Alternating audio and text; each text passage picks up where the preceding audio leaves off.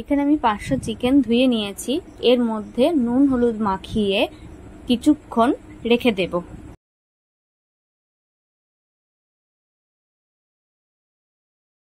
চিকেনে দেওয়ার জন্য আমি এখানে কতগুলো আলু নিয়ে নুন মাখিয়ে নিয়েছিলাম। এবার এগুলোকে ভেজে নেব। যারা চিকেনে আলু দিতে চাও না তারা নাও দিতে পারো।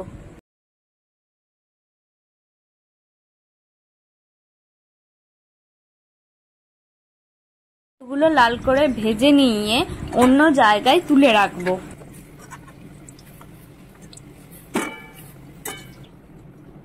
ফোড়ন দেওয়ার জন্য এখানে আমি নিয়ে নিয়েছি গোটা জিরে, শুকনো লঙ্কা, তেজপাতা।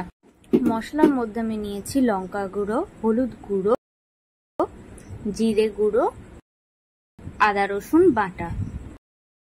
এখানে আমি 1 বাটি পেঁয়াজ কুচিয়ে নিয়েছি আর কিছুটা পেঁয়াজ পেস্ট করে নিয়েছি।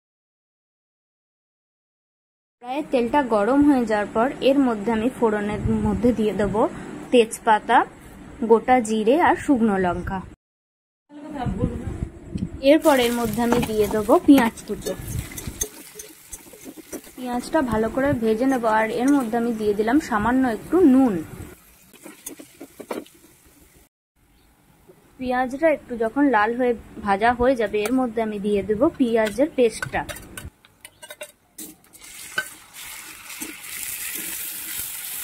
পেঁয়াজটা ভালো করে ভাজা হয়ে যাওয়ার পর এর মধ্যে আমি দিয়ে দেবো চিকেনের পিসগুলো।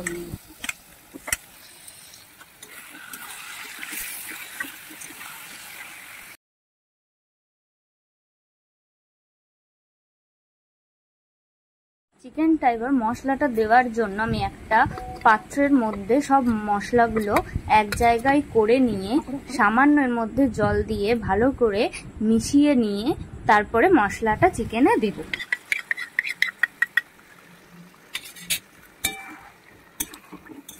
এবার ভালো করে চিকেনটা নেড়ে নিয়ে এর মধ্যে আমি আলুর পিসগুলো দিয়ে দেব।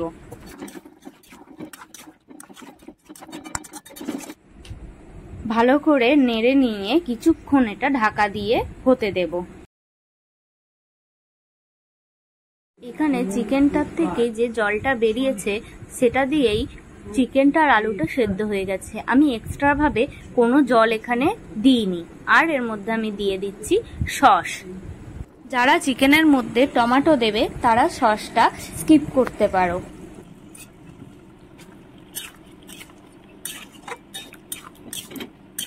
এটা আমি ঢাকা দিয়ে কিছুক্ষণ ফুটিয়ে নেব।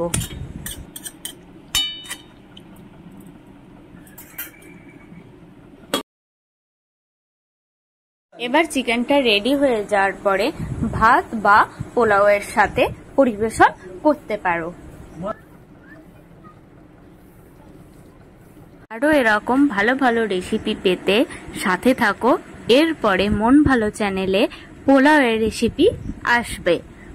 মন ভালো চ্যানেলের সাথে থাকো, সাবস্ক্রাইব করে দাও, লাইক, কমেন্ট এন্ড শেয়ার করে দিও।